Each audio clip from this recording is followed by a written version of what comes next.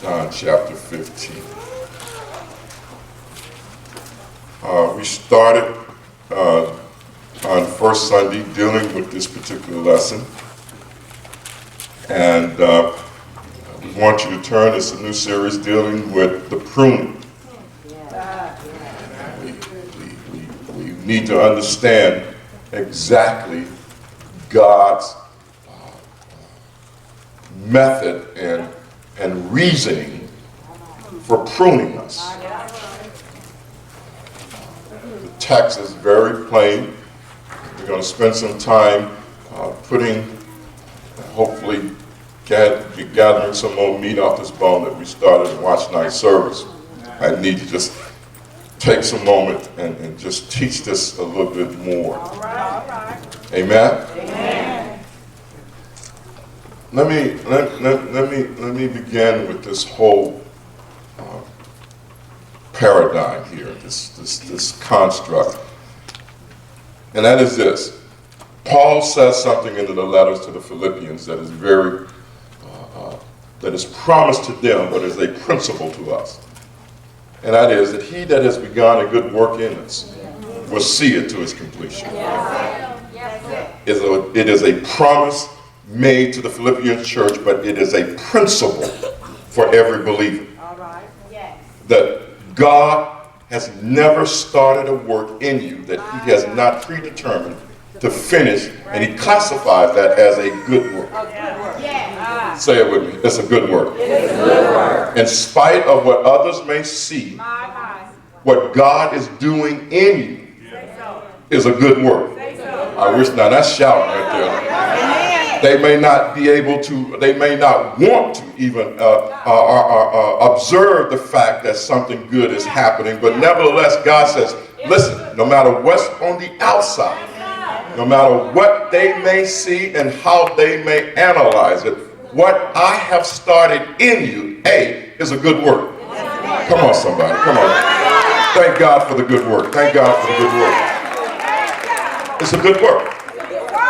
It's a good work. And he says, because it is a good work, guess what? I am going to see it to its completion. In other words, I'm not going to get you halfway there. I love you too much to leave you hanging. I love you too much to just make it halfway. I'm going to make sure that it is completed. Say, thank God for the completion. Say it again. Thank God for the completion. Now, we thank God for the completion, but there's a lot of time that God has to pinch us. Come on, help me somebody. He has to cut us. He has to prune us in order to get us to that completion. We raise our hand, and rightly so, celebrating, anticipating, praising God for the complete work.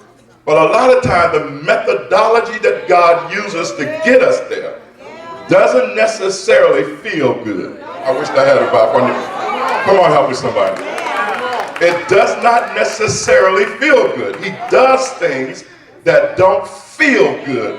And if you are a casual observer, if you're only analyzing your life from the exterior, you may conclude that it's not a good work. We ask God, why is this happening? Why me? Why now? Why this? Why that? And God says, listen, I'm going to complete what I started in you. I have a plan for you, but it causes me to pinch you. Come on, help me somebody. To cut you, to do some things in an area of your life that you don't see why I'm doing it. But since I created you, help me out somebody, since I knew the end from the beginning, since I chose you before the foundation of the earth, I know everything I need to do to get you there. Oh my God, my God, my God. Say, God is getting me somewhere. It don't feel good right now. Everything that is happening don't look good. I don't understand it all, but I trust him. I wish I had somebody here today.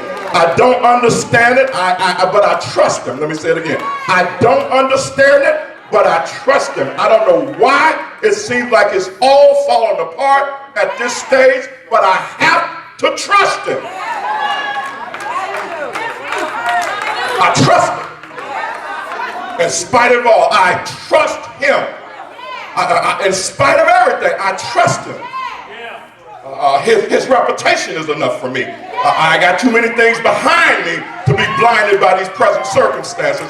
I know what he will do because I know what he has done. I trust him, even when I don't understand it, because he's promised me that he will see that work to a completion. Okay. Say it with me. He's going to see it to completion. Now, in order to do that, in many instances, as I said, God prunes us. The text says here, John 15, 1 and 2, Jesus in the Voice translation says, I am the true vine, and my Father is the keeper of the vineyard. My Father examines every branch in me and cuts away those who do not bear fruit. Now, we explained that March night service. He says that they are in me, but I cut them away if they ain't bearing no fruit. And a lot of people, a lot of churches, a lot of denominations use this verse to argue that you can lose your salvation if you're not doing anything. Well, you didn't do anything to get your salvation. I wish I had something. The only thing you and I did, we were classified as sinners. Amen. God did everything to purchase our salvation. So a lot of people would use this verse to say, okay, if you're not bearing fruit, then God will snatch you out, or God will throw you away, especially if you look at it within the context of verse 6. But that's not what he's saying. You got to read John's entire book and understand the language in which he employs in order to make an illustration of what he's saying is, listen, there are people that have been hanging around that should be saved by now. You've had enough gospel preached to you. I wish I had some help with that. You've had enough witnesses to you that you ought to be surrendering to God. But there comes that time where God says, okay, I'm going to turn you over to a reprobate mind.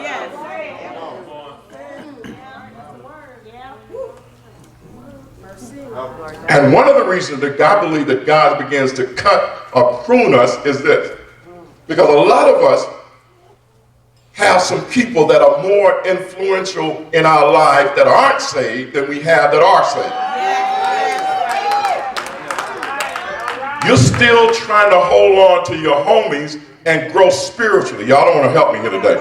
There are times when God does certain things to cut them away from your life. He snatches them out. He may even say, okay, it's time for you to move on. I need to push them to the curb. You don't have the faith to tell them to go to the side. So God will do something that'll separate you from them. So he says here, I'm going to examine everybody, and those that's just hanging around, is what I'm going to do. I'm going to cut them aside. But he says, verse 2, my Father examines every branch in me and cuts away those who do not bear fruit. He leaves those bearing fruit and carefully what? Prunes them so that they will bear what? More. Okay. All right. Okay. So he says, he leaves those that are bearing fruit. Those that are doing something. He leaves them, but he prunes them so that he can get even more out of them. All right. Hallelujah. Even the more.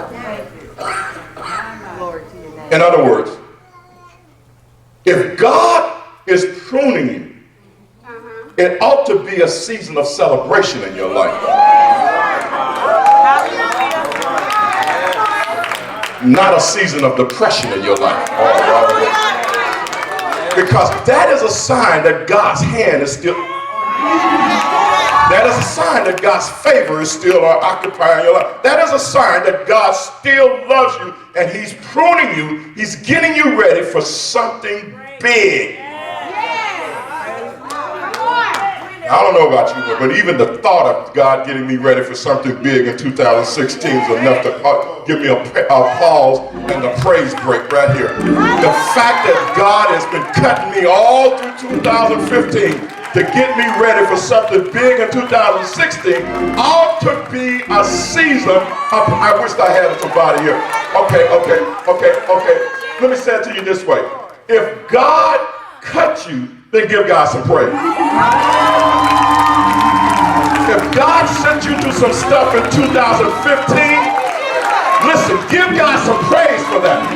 Because it is a setup for what he's about to do in 2000.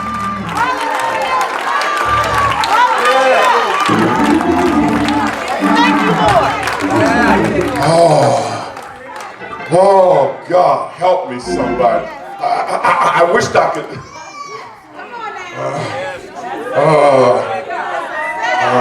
I got it on good authority that God is about to do something. I have it on good authority that God is about to do something.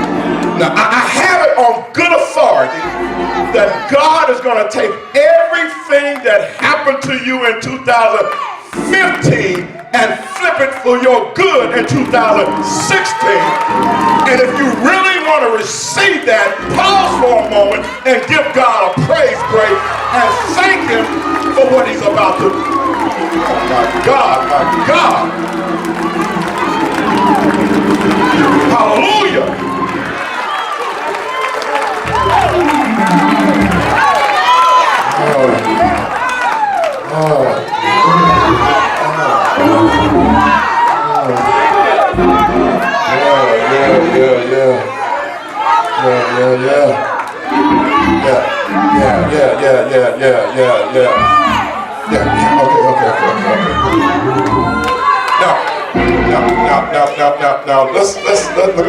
Now, let me get through here. They're pushing me, right?